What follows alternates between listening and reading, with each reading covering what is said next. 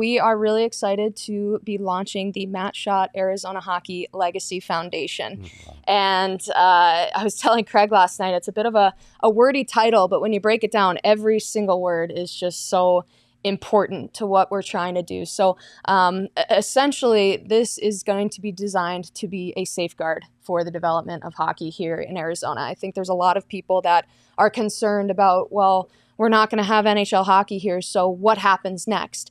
And I've been thinking about this for months. I think we would have been a little further along as far as where we're at with the foundation if the announcement hadn't been as much of a surprise as it was. But I'm an entrepreneur. I tell people, progress over perfection, and we are steamrolling through this thing. So we've got some really, really awesome people involved in building this. And for me, it's all about the team. It's all about making sure that we've got the right people involved so that we can springboard bringing in the financial commitment that we're going to need to do this. So ultimately, the way it's going to work, it'll have two functions down the road. One is going to be a granting vehicle. So if the IGF goes away, that doesn't mean that grant money in the state of Arizona is going to go away.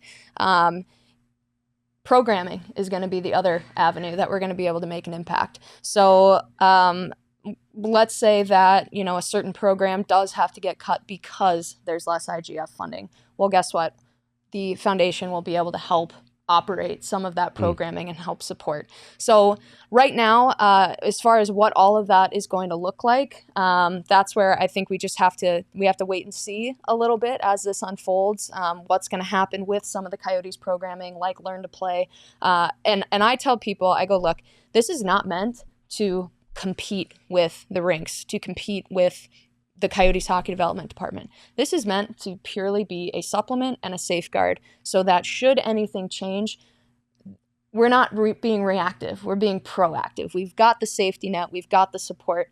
Our long-term goal is quite lofty, but over the next 5 to 10 years, we want to raise $10 million so that it can essentially serve as an endowment that would kick back about $500,000 to pump back into the hockey community, either through grants or through programming. Which is about the amount you get from the IGF, right? Yes, it's comparable to what the IGF kicks in right now.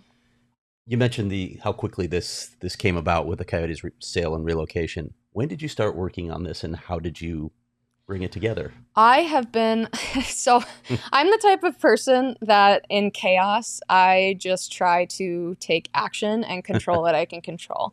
So, that's why a lot of people right after the announcement was made were like, oh my gosh, the Kachinas are going to fold. Right. I'm like, guys, the Kachinas are not going to fold. Like, we have been working for literally like 6 months, not even knowing whether or not this announcement was going to take place, to just make sure that we had a backup plan for the Kachinas, which we do, and we are initiating right now. All is in motion, and everything is going to be fine with the Kachinas.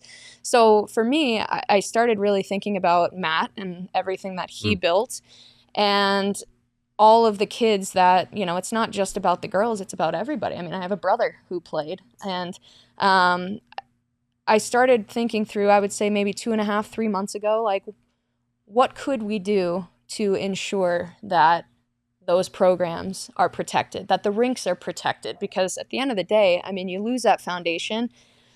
Maybe the rinks don't start to have challenges for a year, 2 years, 3 years, but eventually, like, I think everybody's going to feel it, every program, every rink, and we need to make sure that doesn't happen. So I started talking to people about this idea, I would say about 3 months ago.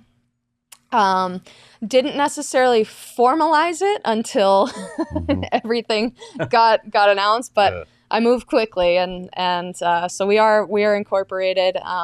We're going to launch a community crowdfunding campaign in early May, and we're going to be getting some big dollar donations once we get our 501c3 status all locked in with the IRS, which this is getting too technical, but there's a couple different ways that you can do that. You can either get a financial sponsor or you can just wait for the IRS. I don't like waiting, so we'll for the IRS. I mean, I know it's weird, right? They're so quick. Fast acting body, yeah. But yeah, so hopefully we'll be able to really bring in those 5, 6, hopefully 7-figure donations sooner rather than later. But this is something that when I approach people and some of the names, just to give you an idea, that are going to be going out in the press release, like Jason Demers, who was there last night. Mm-hmm. Incredibly passionate guy. This is his home. This is where he wants to be. He's going to be involved with this. Greg Adams, another NHL legend, is going to be part Arizona of this. University, baby. That's right, NAU. We're going to have Darcy Hordichuk, NHL alumni, also involved with the Phoenix Thunderbirds. So we're going to see, what connections we can find there. Carly Accardo is going to be involved, which she's super excited. Michael Grabner, another NHL player. Fastest Coyote ever. Yeah, literally. Most shorthanded goals, I think. And then we'll also have Shelley Shott, who's Matt's mom, and then Trevor Shott, who I think is tuned in here today. So Trey, if you're listening. But yeah, so we're getting a lot of really awesome people together. There are going to be some additional people that I think come summertime we will be getting involved. But when I approach all these people, I say, look, I'm not coming to you with my hands out asking for money. That's not what this is right now. Right now, I want to build the most incredible team that we can possibly build to ensure that this is going to get done. This is not Lyndsey Fry coming in saying, this is how we're going to do things, like take it or leave it. It's, I need you and you and you and everybody that's got something to give to bring this to life with me, and let's make it something that is absolutely incredible and is going to last for a lifetime. I want to show everybody the logo for this, and I want you to explain the design behind this logo and what or exactly we're looking at. Well, I think it really captures everything that's in the name. So obviously you've got the Arizona element there with the mountain and the cactus with the little hockey stick. You've got the Arizona border, and then I think any diehard Coyote fan will recognize this silhouette. So that's actually from the picture of Matt when if you look real closely at his hand, it looks a little funny because that's the puck he's holding to go and drop the puck at his Hockey Fights Cancer night at Gila River Arena several years ago. And this is a picture that I think it just embodies everything that Matt Shott was. This night was so special for him, not because he was battling cancer. This night was so special for him because he was so used to being on the other side, where he was the one hyping everybody out, where he was the one that was building the program, sacrificing his time, his energy, everything to help get kids playing hockey. And for him to have one night where it was all about him and to see how many people supporting him came out of the woodwork, I mean, it was the best night of his life. He was so happy. And I think it finally made him realize that it's all worth it. Every ounce of energy he poured into growing the hockey community was all worth it. And that was just that night. I mean, I could go on about him being in hospice, and it was like a parade of people coming through. We talked about Matt Shott, and he's a friend of all of ours here. How important was it for you personally that he kind of becomes the figure that leads this forward? Oh gosh, I mean, from a personal standpoint, it's everything. Like, I was telling Craig last night, there's two things that really have motivated me to want to do this. One is, I said it earlier, everything good I've ever had has come through this sport. And I refuse to not ensure that the next generation of kids have that opportunity. Like, it cannot happen. And then the second is, it's amazing if you look at right around when Matt started working with the Coyotes, if you look at the growth trajectory, it's wild. Now, some of that I think has to do with IGF funding coming at the same time, but you guys all know Matt. Like, his 80-hour he was weeks. oh my God. I mean, Matt was my last text at night, my first text in the morning, sometimes much to the chagrin of my wife, but it was, I mean, his brain just never stopped. He never stopped working on things for the kids, but trying to build programs. It was always about somebody else.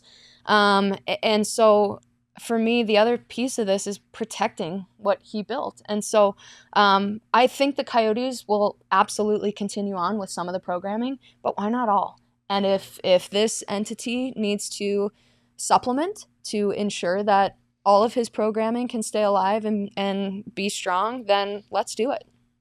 Let's talk a little, let's get granular here with the impact of this foundation in practical terms on a day-to-day basis, whether it's at the rinks, whether it's on ball hockey courts, or whether it's in schools. What is this going to help you keep alive or maybe even augment? Yeah, so right now, like I said, it's a little tough to tell because we're trying to sort out exactly what is going to continue. A lot has to be evaluated there because figuring out, what the IGF funding is going to look like, what the league support's going to look like. I think that's going to determine how the hockey development department's going to run for the Coyotes. And I've been in close conversations with those guys. We've talked to the foundation for the Coyotes. Like, this is not, like I said, this is not meant to be a clash or anything like that. This is meant to be a support system. So it's tough to say exactly which programming, but what I will say is, let's say in a perfect world, the Coyotes continue to do everything that they're currently doing. Awesome. Yeah. Now this becomes a lot more focused as a granting operation than a programming operation. And I can promise you that you look across all of the rinks, all of the programs, everybody could use some support to continue to develop what they're trying to do. And what my fear is, and having had some conversations with the different ranks and the different programs, in crisis, two things happen. One, it fractures people. Two, it unites people. I want to make sure that it's the latter. And that's a big reason why I want to have this umbrella to where we're getting the rinks, the programs, everybody working in tandem. And that's a very, very difficult thing to accomplish. But what I don't want to have happen, because for better, for worse, in some of the rinks and the programs' minds, like, the Coyotes have been able to be that neutral party. They've been the ones that have been able to come in and say, look, we're not offering learn to play to one rink. We're offering it to all. This is going to benefit all of you. And that's what I want this to continue to be. I don't want it to be one rink is trying to run this type of program, this rink's running the same one, we're competing against each other. Like, that was what was so beautiful and is so beautiful about what the Coyotes do, is it is true impact across the board. And I want to make sure that we continue to drive that unity during what's a really, uncertain time right now for everybody's program and business.